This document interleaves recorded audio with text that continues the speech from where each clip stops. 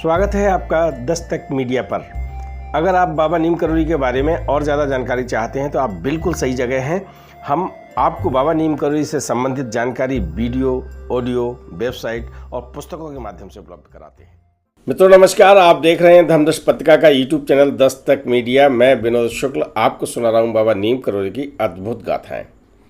अद्भुत गाथाओं की श्रृंखला में आज हम आपको एक बहुत बड़ी बात है ना, महाराज जी से संबंधित उस भक्त का नाम सार्वजनिक नहीं किया है, लेकिन इस घटना का कई पुस्तकों में उल्लेख है और इसमें चर्चा महाराज जी के अनन्य भक्त रविंद्र कुमार जोशी रब्बू जी से भी मेरी बात हुई थी।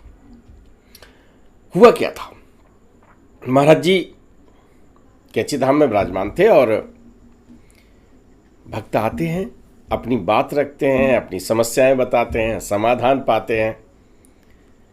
एक भक्त आया और उसने निवेदन किया कि महाराज जी मुझे अपने जीवन काल में ही भगवान से मिलना है। महाराज जी ने कोई ध्यान नहीं दिया, बोले ठीक है, पूजा कर, तप कर, ठीक है।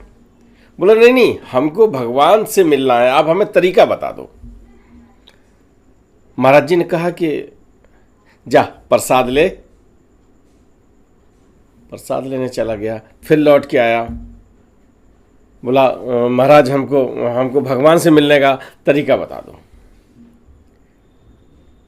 जब उसने ये जिद ठान ली तो महाराज जी बोले, अच्छा तू भगवान से मिलना चाहता है, जा अपनी सारी संपत्ति गरीबों और जरूरतमंदों में बांट दे, तेरे भगवान मिल जाएंगे।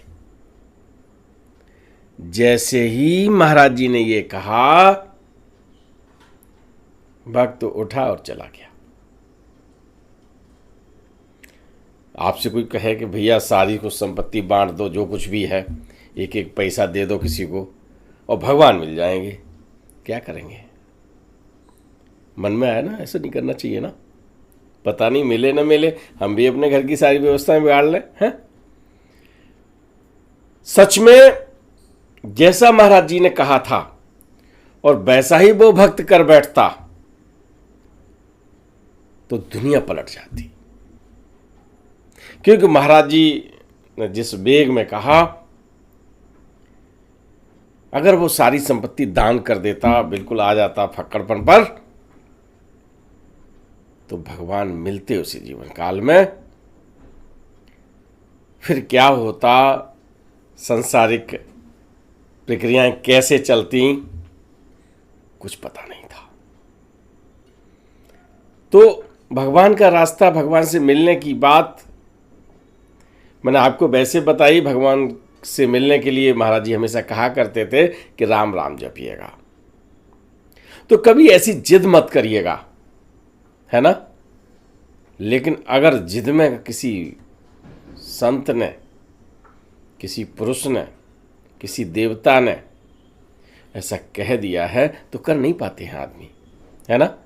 व्यास जी ने कहा था कि ये नीम करोली जी जो कथा करते थे ना, शंकर व्यास, तो उन्होंने कहा पता नहीं हनुमान जी हैं कि नहीं हैं कि नहीं हैं।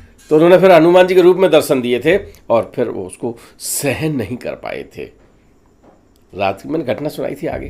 तो मेरे कहने का मतलब यह है कि भक्ति करो, प्रभु से लगाव रखो, सब कुछ करो, लेकिन उन्होंने ही जिम्मेदारी दी है आपको इस संसार में, वो भी पूरी करो। भगवान से तो लास्ट में मिलन होता ही है, लेकिन सदकर्म करने से, पुण्य कमाने से, मोक्ष कमाने से। तो महाराज जी की इस घटना के साथ मैं आपसे निवेदन करूंगा कि प्रभु प्राप्ति के लिए, दर्शन के लिए आपकी इच्छा है तो राम राम का जप करिएगा। प्रभु मिलन होगा, लेकिन बहुत सलीके से, ठीक है ना।